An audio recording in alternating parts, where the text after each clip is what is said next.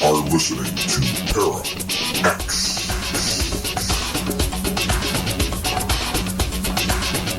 The views expressed and the opinions given by the individual host and their guests do not necessarily reflect those of Para X, its affiliates, or its sponsors. Last night I dreamed of dead people. My father and my mom. They met me at a strange hotel. They'd come to take me home. My suitcase was in disarray, my packing far from done. A cab driver sat patiently and let his meter run.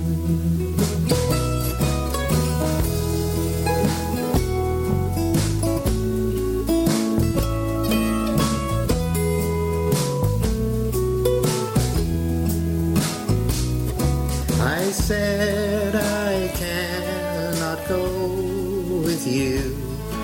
I've business left undone. I've checks to cash and debts to pay before I leave this town. My mother wailed, "You foolish boy, your ledger's closed and done." The cab driver sat patiently and let his meter run.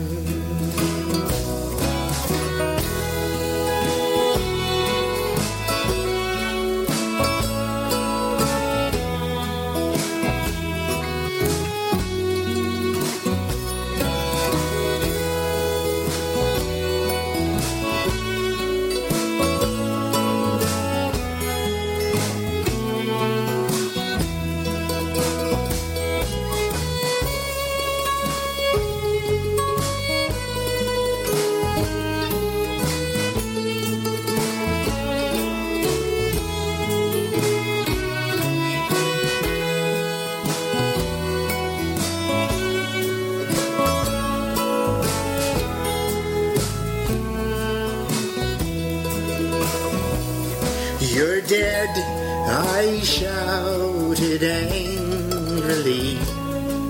"Get in that cab and go." Then lightning flashed across the sky. A mighty wind did blow. Then all the dead that ever lived throughout eternity assembled all around there, and everyone was me, and everyone was me.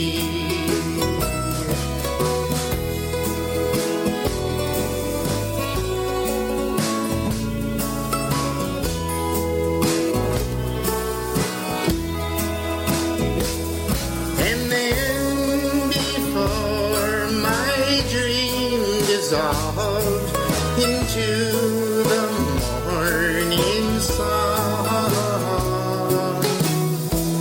I shouted to the cab driver, "Just let the meter run."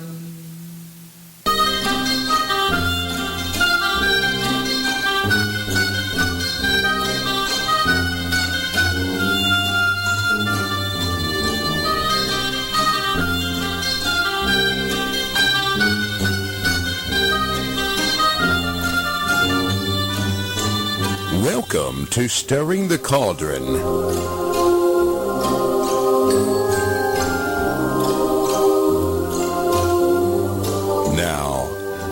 here's your host, Marla Brooks. Hey, merry meet everybody, and welcome to Stirring the Cauldron here on the Para X Radio Network. Now, tonight's opening song, Last Night I Dreamed of Dead People, was written and performed by our guest tonight, Lon Milo DuQuette, and it does tie into tonight's topic, which is the Weiser Guide of Horror and the Occult. Now, in addition to being a musician and recording artist, and we're going to be talking more about his music later in the show, Lon is a best-selling author, lecturer, occultist, and has written several successful books on Western mystical traditions. Eye-tooth is in the way, including Freemasonry, Tarot, Kabbalah, ceremonial magic, the Enochian magic of Dr. John Dee, and a lot of other things. But he's probably best known as an author who injects humor into the serious subjects of magic and the occult. And among his many books, also, he's the author of My Life with Spirits, Understanding Aleister Crowley's Tarot, and the Tarot of Ceremonial Magic. So who could possibly be better to edit the Weiser Book of Horror and the Occult? And that's what we're going to be talking about tonight, so please join me in welcoming Lon Milo DuQuette. Welcome, Lon. Thank you very much. How are you this evening? I'm good, and like I think I told you earlier, when I heard that song and some of your others, I just chuckled and loved them. And so, yes, you're doing a good job with music. Thank you very much. Now, you know, I got the book, and I wasn't exactly sure what I was going to get. This was, you know, how the publishers will send stuff out, and you think, oh, yeah, that looks good, but right. You never know until you get it. And they say that advice to authors is that a book that captures a reader in the first sentence is the one that they will not be able to put down. Now, this book made me smile from the first page, publisher's warning, which included the requisite skull and crossbones, and that in of itself got my attention. But then I went on to read your introduction, which was about your introduction into the horror genre, and your honeymoon with horror, which began appropriately enough with Edgar Allan Poe.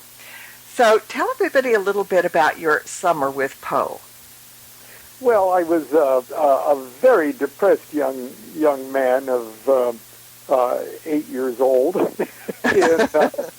in Columbus, Nebraska, sort of a rural community, and I'd been uprooted from my paradisial home in Southern California and moved roughly against my will to Nebraska. The family got up and moved. My dad started a business in Nebraska, and I was terribly, terribly depressed because I really liked California, and it was in the mid-'50s, and rock and roll was just starting, and television was just getting going, and California was sort of where it was all happening, and I had an older brother that made me totally aware of California was where it was happening, and where it was not happening was Columbus, Nebraska. It was definitely not happening. And, I mean, things like electricity and especially out in the country, electricity and telephones and things like that are really new. And television, not everybody had a television, and there was only a couple of signals that you could get. And it really was a trip back into the 19th century. Mm-hmm. And that just, completely freaked me. And there was a lot about Nebraska that freaked me. With all due respect to Nebraskans and Nebraska, it's a scary place because you go a little crazy out there in the prairie. It's sort of it's very strange, and there were just tons of things that a child could be afraid of just 24 hours a day. In the spring and summer and fall, there were tornadoes. I mean, and winds that killed people, winds that drove pieces of wood through your skull, and terrible stories like that. And every house had a basement. And now in California, we don't have basements. You know. That's right. We don't. Okay. All of our houses don't have subconsciousnesses. Okay. It's all out. We let it all hang out in California. Yes, but we do. In Nebraska, even the houses have dungeons, and that's where you cower during tornadoes, and that's where you go in the summertime to try to escape some of the sweltering heat. But what really got me was the attitude of the people, both the children and the adults that I would come in contact with. They seemed to take genuine pride in their ignorance. Mm-hmm. And these people will give you the shirt off of their backs. I'm not saying that they're not good, decent people, mm-hmm. but they take pride in being ignorant. And not only that, there's this underlying darkness, because you can't have a culture that's that repressed so much of the time without every once in a while some of it bubbling out of the basement of their subconsciousnesses with just waiting. I say in the introduction, just waiting for the kiss of alcohol or lust or jealousy to just burst out into murder and suicide and just terrible darkness. And it's something that a sensitive kid is aware of, and I was aware of it, and it just plain freaked me out. And one summer morning, both my parents worked, and I was alone in the house, and I tried to watch television, and I couldn't pull in a signal at all. And so I did something absolutely unthinkable for a child of my age. I looked around for something to read. Yeah. And I found in my dad's collection of he had a pretty good little collection of sort of Reader's Digest type literature, but one was a collection of real literature, and including a volume of Edgar Allan Poe's Tales of Mystery and Imagination. Mm-hmm. And it was just too adult for me, really. But the stories were short and unintimidating in length. Mm-hmm. And I loved the titles, The Telltale Heart, The Pit and the Pendulum, and Mask of the Red Death. I went, ooh, you don't get better than Masks of Red Death. And so I started reading, and I also got down where I had to. I looked stuff up in the dictionary, and I looked stuff up in the encyclopedia, and it took me, all day. It took me all day to finish a short story, because I had to, every other sentence, I had to look stuff up. Mm-hmm. But when I was through reading it, and I finished the story, The Pit and the Pendulum, I realized that I was somebody else. I realized that the experience, for an 8-year-old kid to realize this is pretty big. It was a spiritual experience of some kind. I realized that I had somehow mutated myself into a better person, a person I liked better, a person that could use the dictionary. A person that could use the encyclopedia, a person that could get through Edgar Allan Poe, and I liked the new me. And something else changed when I read it, because for the first time in my life I was exposed to elegant language and great written art. Yes, yes. And Poe's characters are, they suck you in. You think, well, maybe they're just a little disturbed, but they're normal people like me. I can identify with that, And then they pull you into a nightmare. They pull you in, and all of a sudden the protagonist's narrative voice becomes my narrative voice. Mm-hmm. And that never happened to me. It was like taking a strange drug, and all of a sudden your whole brain works differently. And I realized that I had a narrative voice of my own. Wow. When I was through reading that one goofy little story on that hot summer day, all of a sudden, when I looked around at the world around me, I recognized the fact that I was looking around at the world around me. I created an inner monologue of description. I was aware that I was aware. Does that make any sense at all, or am I just as crazy as one of those Poe characters? No, I think we're all as crazy as Poe characters, but no, it makes a great deal of sense. But what is really interesting to me is Poe wrote to scare people, basically. I mean, and tell good stories. And you were 8 years old, and Poe gave you an epiphany. I mean, that's rather amazing. I mean, for both you and them. Yeah. I was going to say, it just shows you how scary Nebraska is. Well, I've got to tell you that there are a couple of people in the chat room from Nebraska. One, I think, is somebody that you know, Pat, and then one of our good friends, Moofy. And so they've been talking along with you about Nebraska for the last couple of minutes.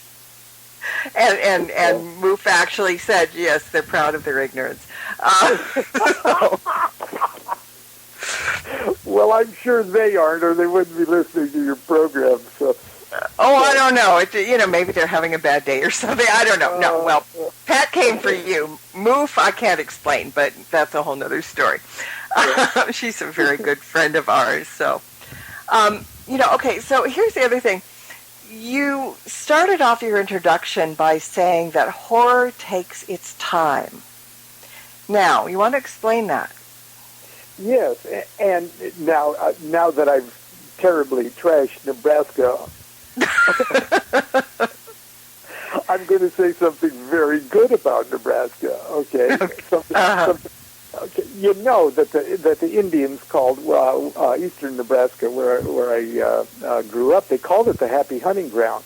And Lewis and Clark said it was paradise on earth. It was the most paradisial place that they've ever seen. And so, don't get me wrong. It's not breathtakingly beautiful. Well, I'm going to interject for 1 second because I had to mute my mic because I was laughing out loud.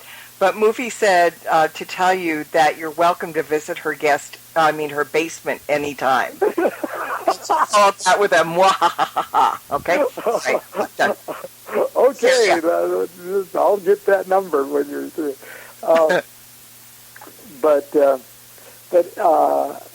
Anyways, in those days, for me, a hot summer afternoon in Columbus, Nebraska, could have just as in 1950, 6 or 7, could have just as easily been 1857. There were no sounds of airplanes.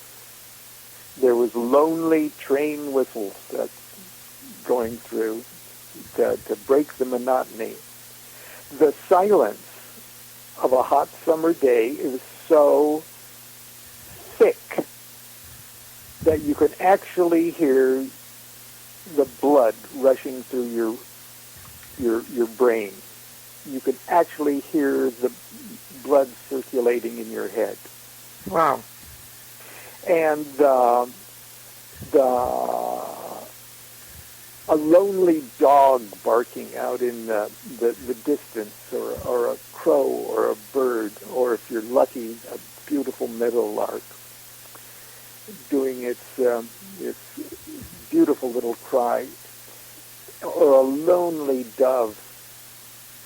And in the summertime, the cicadas by the millions do that incredible sound. It's like the sound of frying bacon on played through a loudspeaker.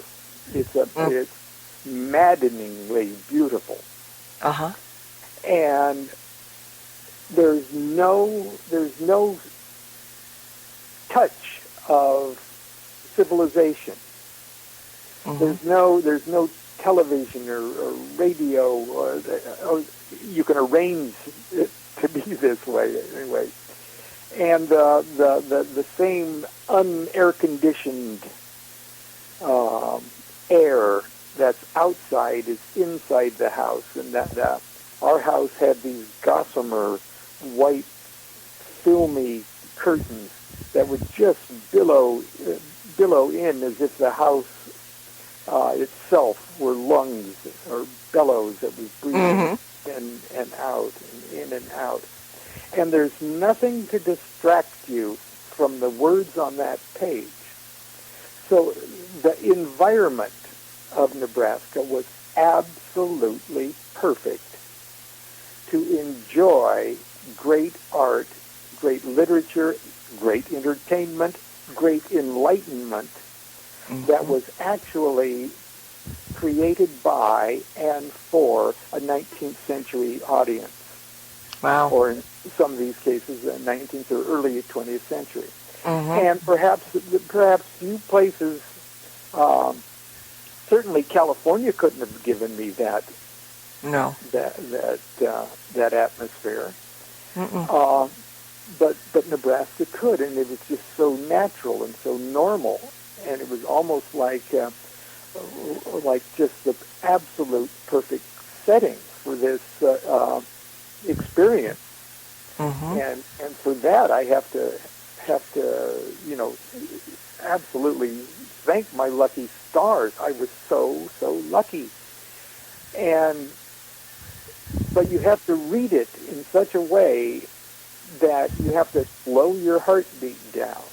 You have to get into the rhythm of a 19th century mind, a mind that at the very beginning of the Industrial Revolution, something that a pace that wasn't altered or sped up or stimulated by fast cars or airplanes, or the pace of music even. And so I call my introduction "Horror Takes Its Time," and you have to take your time too with horror, or you're just going to miss out on a lot of fun. And when they asked me to curate this book and then introduce it, I said, well, that's where I'm going to have to come from, because it's a true spiritual occult experience to properly savor. It's an esoteric skill to actually savor true, good, classic horror. And the book is a collection of some of the most recognizable names in horror, but also the founding fathers of horror that lots of us have never heard of. Exactly. And I was so thrilled when I opened the book and found that it was a compilation of horror stories by some of the best late 19th and early 20th century authors, like Bram Stoker, like Arthur Conan Doyle, like H.P. Lovecraft, and Aleister Crowley. I mean, the list goes on, and I thought, I've got a little gem here. This is kind of like the perfect book to sit and just hold and read and embrace. And I opened it immediately to the Lovecraft story because you had written, and for those that are going to get the book, they'll find out, you wrote a little bio about each author at the beginning of their story. And you're like me, you kind of look for minutiae. You kind of look for things that are a little bit different that, you're not going to read in everybody else's bio. And so I went to the Lovecraft story, The Alchemist, first because you had written that he wrote this when he was 16 or 17, which is very, very early. Very, very early in his career. Yeah, and when I started reading it, immediately, the first paragraph took me back to that time that the story was supposedly written about. It took me right back there. I don't think I haven't gotten to all the stories, but this one in particular is probably the same for the rest of them. The minute you start reading these stories, they take you back. They take you back. They do. And I'm sitting here in the middle of L.A., and there are helicopters, there are sirens and stuff, but it immediately compelled me to block everything else out. And I think the whole book is going to do that. So it was really, really kind of an interesting experience right then. But I was going to ask you, how would you compare this early writing of Lovecraft's, The Alchemist story, to some of his later works? Is there... Because I was reading Tolkien when all my friends were reading Lovecraft, so I kind of missed out. Yeah, early on, I missed out too. Well, first of all, The Alchemist is his story, and it's hard for us to forget that this is a 16-year-old H.P. Lovecraft that's doing it. Mm-hmm. It tells us more about Lovecraft, of course, than it does the protagonist in the story. And of course he matures, and of course he in his later works, in his longer works, and the creation of that universe that he would eventually do. Mm-hmm. But it is such a treat. It is absolutely such a treat to see that in its rawest form, and mm-hmm. it's almost, as much as anything, pure Lovecraft. Mm-hmm. And it's a treat. And if people are used to banquets of Lovecraft, this is an appetizer or a delightful bonbon of Lovecraft. And another guy. Now, Lovecraft, at the time he was writing this when he was 16 and writing The Alchemist, he was inspired by this guy named Robert W. Chambers. Mm-hmm.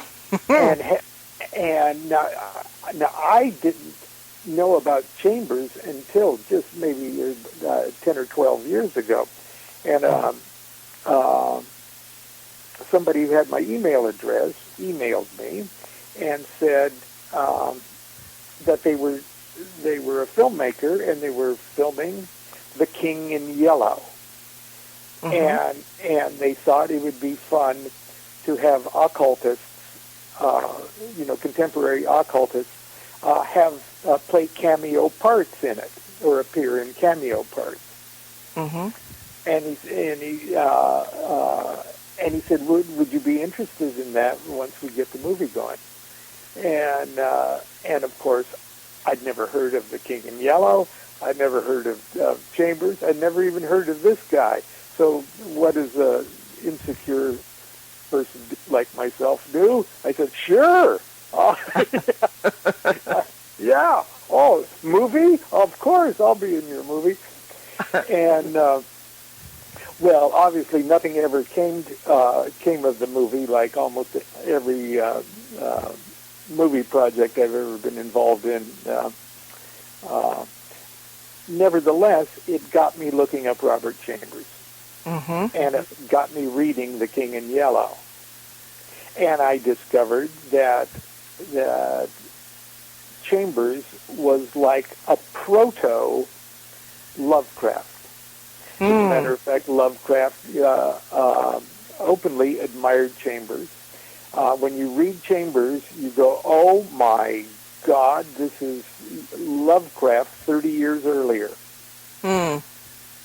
And King in Yellow is this incredible story about a book called The King in Yellow that everybody who reads it goes insane. That's the part I loved when I read that. Yeah. Absolutely loved that. It was deliciously horrific. Yes. And so we've got Robert W. Chambers' great little story called The Messenger. And I found out that Robert W. Chambers, after he wrote these hair-raising, absolutely soul-terrifying pieces of art, then went on to write continuation stories in ladies' magazines, and he was one of the most famous and highly paid authors of the 1880s and stuff. But it was Chambers that started to create an alternate universe. Uh-huh. He wrote about, in like the 1880s, he was writing stories about the future. And in those days, the future was 1920. Yes, yes. And in his imagination, he imagined what the United States as almost a benevolent military dictatorship, and that after the Civil War, things took a different direction. And at the time he was writing it, it could very well have actually done that. Yeah, yeah. And then he paints this alternate universe that is so close to the universe that we know, projects it into a future which is now our past, and he obliges you to disconnect a whole bunch of stuff in your brain. But you do. He does it with such style and elegance, and it is just so classy. And you read Chambers and you go, why didn't I ever know that I enjoyed something this elegant and this beautiful? I had no idea I could appreciate written art like this, and so I'm really excited that we got Chambers in there. Well, yeah, and I was really excited. Again, small things keep me really happy. When I was reading the biography you wrote on Edward Bulwer-Lytton. And for those who may not know, he was a poet and an author of novels and plays, but he also served as Secretary of State under Queen Victoria. But all those are really good things, but the thing that tickled me most was that he's probably most famous for having penned the words, "It was a dark and stormy night." That just knocked me out. I loved it.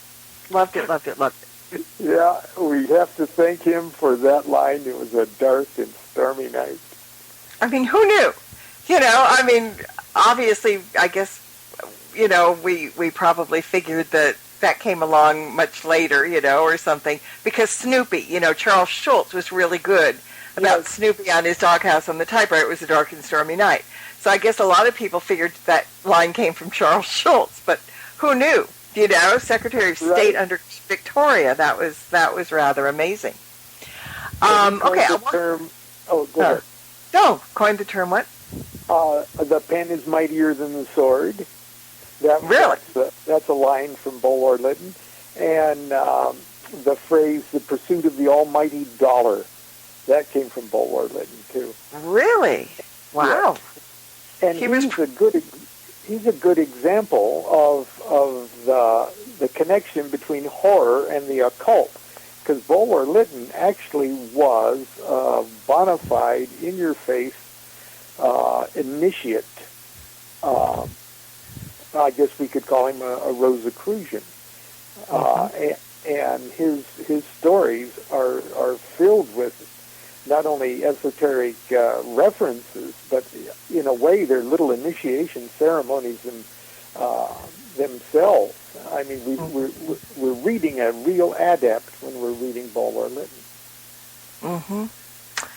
Now, you allude to the fact that if someone hasn't read Aleister Crowley prior to the story included in this book, that they might be, that he might be an acquired taste. Now, why is that, and why do you think that Crowley has always been perceived as larger than life?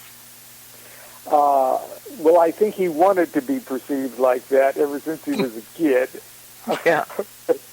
And when you're that invested in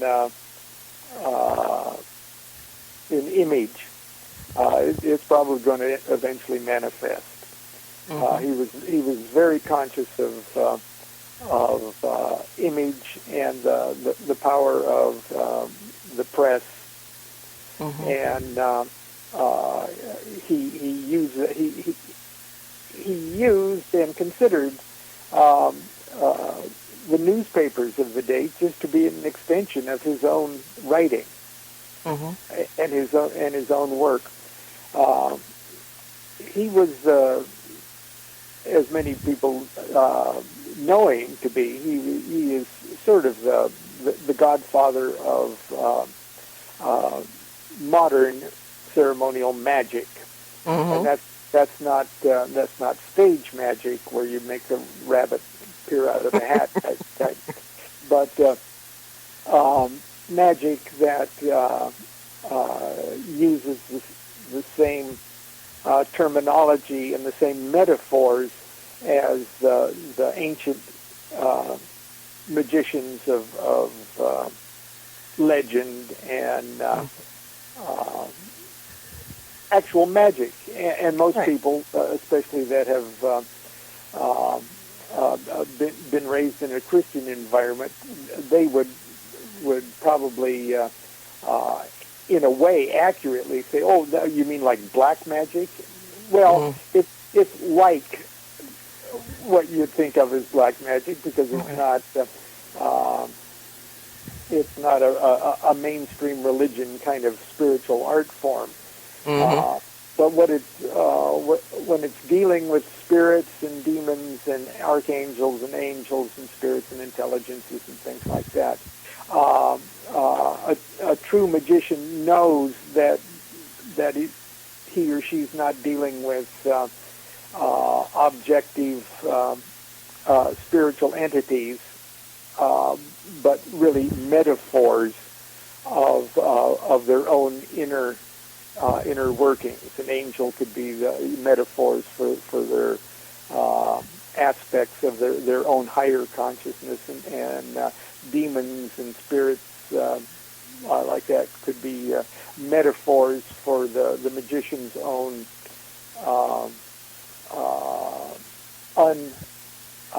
heretofore untamed vices and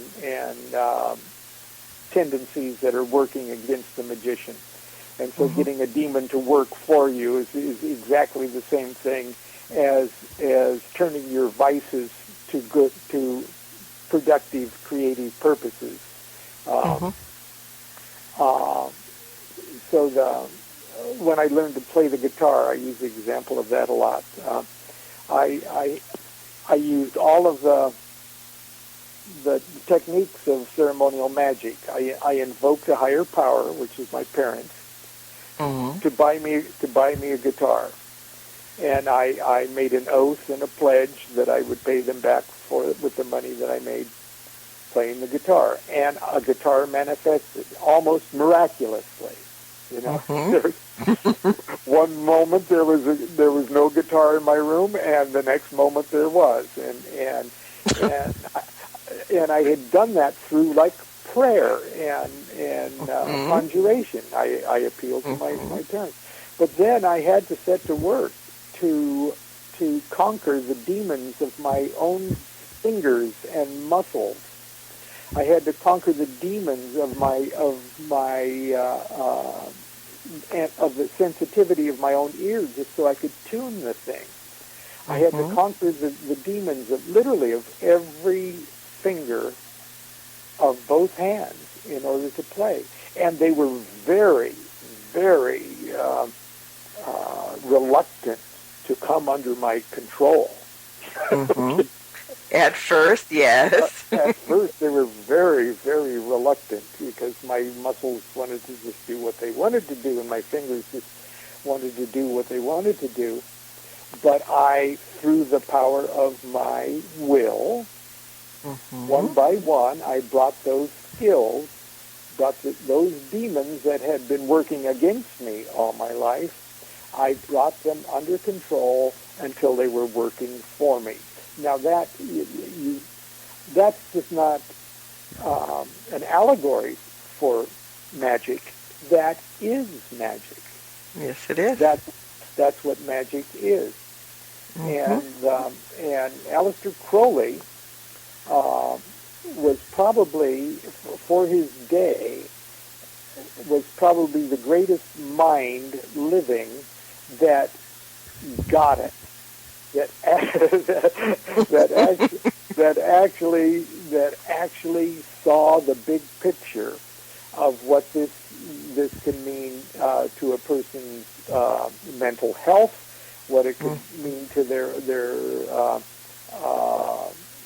success in anything that they would turn their attention to, and so, but anybody who was superstitious or ignorant enough to be afraid of this terminology and to be afraid of such spiritual audacity and independence, he was very happy letting them think that this is all black magic and go ahead and be afraid of me because you're too stupid to like me.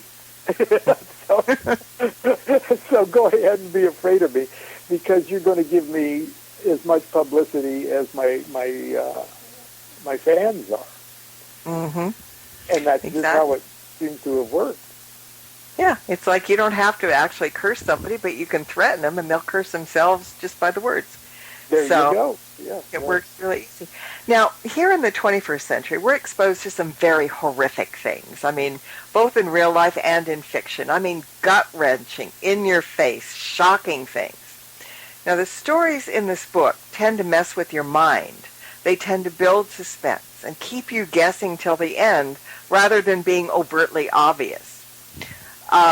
They kind of they make you think as opposed to just seeing it in front of your face and turning your head because you can't stand to look at it kind of thing.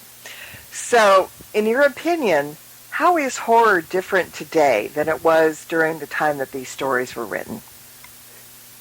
Well, you might say that it's not horror that's different. Horror is the same. We can probably more accurately say what we're getting today isn't horror. Okay, yeah, true. Horrific and horror are not necessarily the same thing. That's right. And I, in my introduction, I compare it to the difference between a large, leisurely, savory, gourmet dinner, and comparing it to the snack food shock of junk food, terror, scares, shocks, blood, guts. Every 2.5 seconds, the audience has to go, and it's like junk food. It's like junk food compared to real spiritual nourishment. Yeah. And so there's no reason for it, and we become completely jaded. And the next movie has to be more horrible and more bloody and more icky and everything else. And just like food, we voluntarily put this stuff in our psyches, and it's truly. I don't want to sound like old grandpa and the old you don't that rock and roll will take you to hell, but it is. We are what we put inside ourselves. We are nourished. We grow. We mutate ourselves, or we damage ourselves by what we put in ourselves. And a nonstop diet of explosive blood and gore and guts and torture and crying and screaming. That's not horror. That's just gratuitous stimulation of a very unhealthy variety. Yes, because people become desensitized to that. Yeah. And they look at it as the norm rather than something that is not a good thing. So, yeah. Is it any wonder in a highly armed society, people shoot each other for cutting themselves off on the freeway, and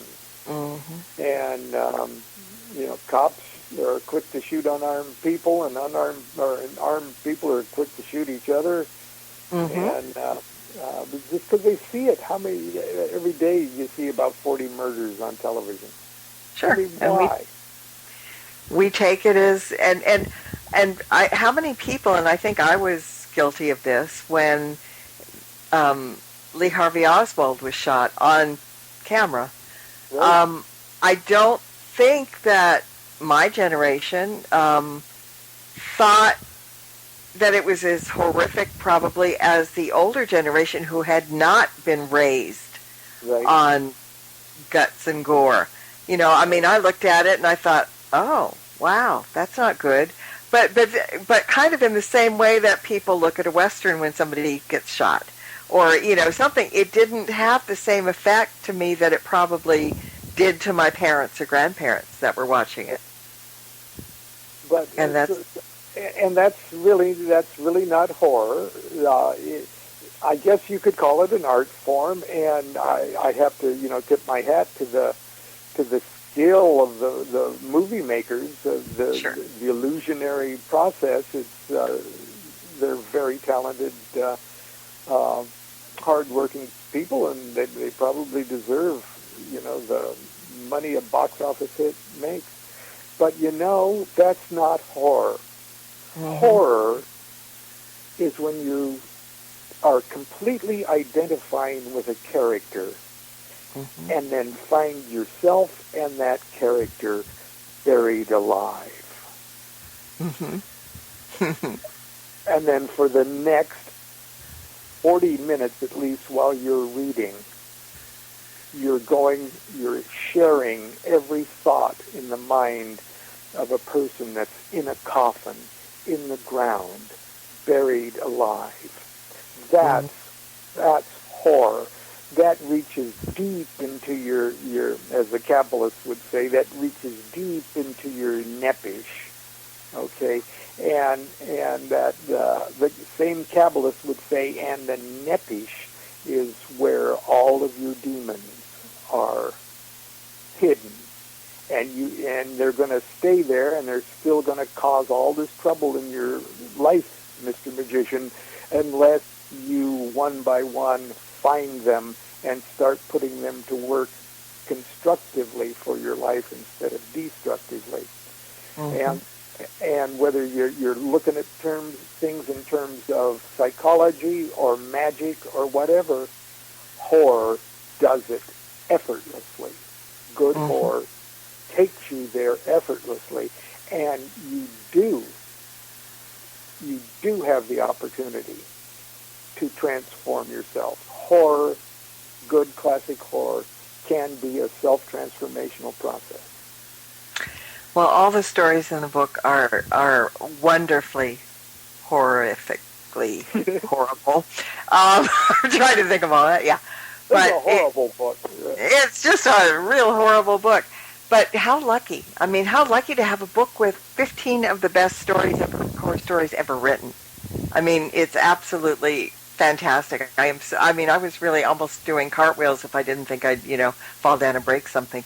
I would have when I got the book because it really, really looked fantastic. And I just sat there and I just started reading immediately. And I think people need to get a good dose of horror. I mean, if they need to get a good dose of horror, get this book because, as I said... It's a bed table book. It is, and it took me right back. I mean, it was just like books I read growing up. and instead of, something current or something, whatever.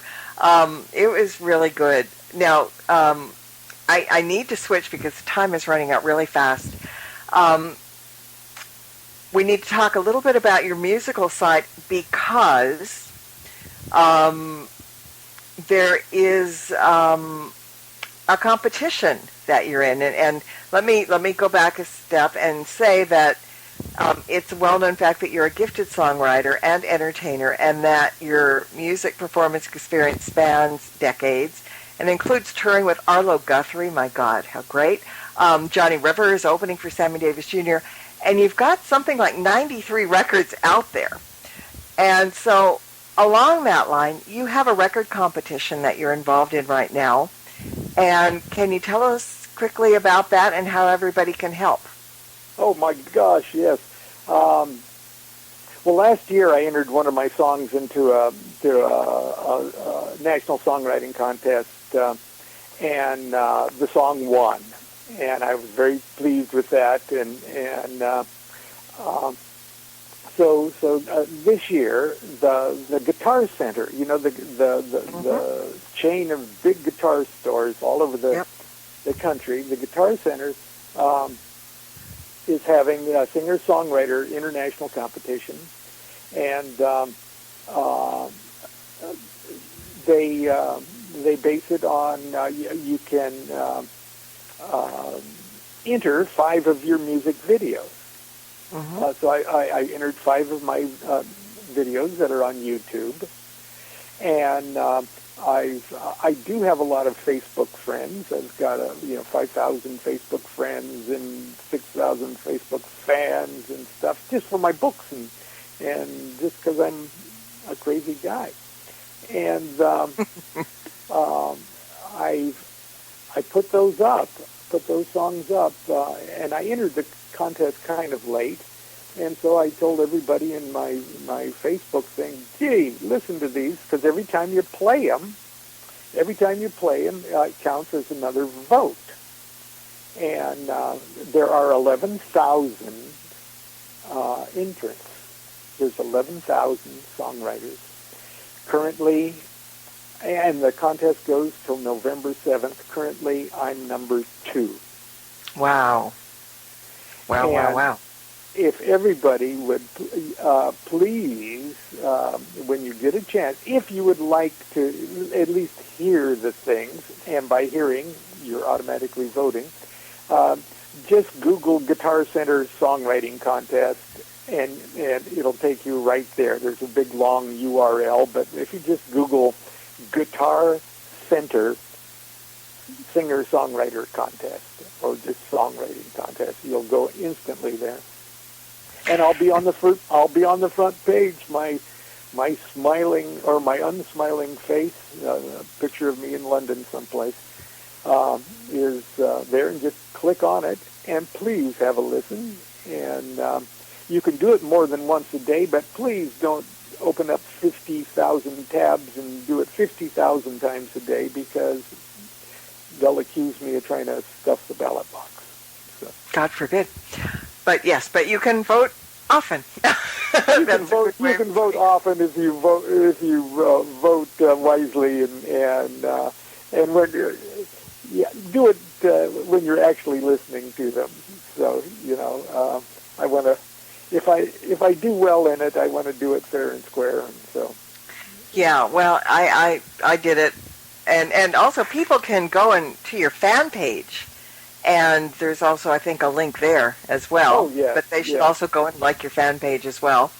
Yes. And so I mean, you're all over the place. Where can people get a hold of you? I mean, what's your website? There's LonDuQuette.com. Of course, you can just go to that. But if they're on Facebook, Facebook is really my face to the world. I've got a Facebook fan page and a Facebook friend page, and believe it or not, if everybody's got a pencil and a piece of paper, I'm going to give you my email address, because I've long ago given up idea of privacy.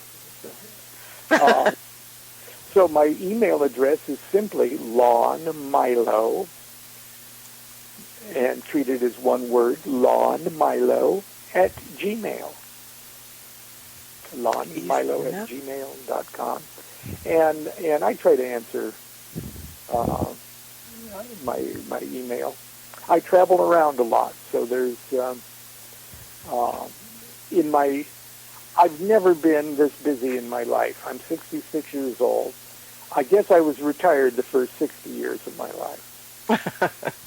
And now you're catching up. That's good. Now I'm catching up. I'm very, I travel around a lot. And now I usually go to another city and I speak in the daytime, and at nighttime I sing, and I've been very, very lucky in getting some very, very good venues in the cities that I visit. So, well, that is fantastic. And I'm going to, you are a lucky guy, and I'm going to have you come back at some point to talk a little bit more about horror and stuff, because I just think it needs to be talked about, right? So if you don't mind, we'll grab you back and we'll play a couple of songs and we'll talk about horror. And I want to thank you for joining me tonight. It was a great show. It was a fun show. I want more. Okay. I'm not greedy. I want more. Okay. And if you ever want to talk about tarot, that's another one of my passions, So. Good. So we can talk about a whole bunch of different things, a whole bunch of different times. That works for me. All right. All right. Well, keep us posted on the competition, and until next time, everybody, blessed be, and merry meet again. Good night.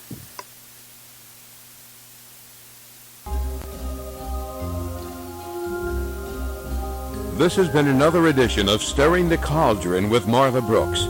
Be sure to tune in next week at this same time for another great guest and more cauldron stirring. Any rebroadcast or use of this program without explicit permission is strictly prohibited. Copyright 2013. Moonlight Haw by Kevin MacLeod, licensed through Incompetech.com.